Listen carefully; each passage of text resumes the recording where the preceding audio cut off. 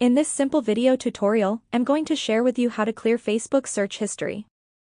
This is essential for protecting your privacy, as it removes traces of personal searches including people, pages, or topics you've looked up. To do this, simply head to Facebook. Now onto your menus page, tap onto your name. You will want to tap onto these three dots.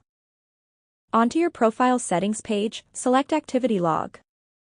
Now slide rightwards onto the option of Search History. You will see all your searches ever since you joined Facebook. Now to clear them all, simply tap on Clear Searches right here. All your Facebook search history will successfully get cleared.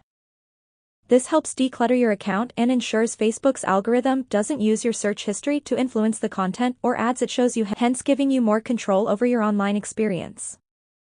Well, that's how easy it is to clear your Facebook search history.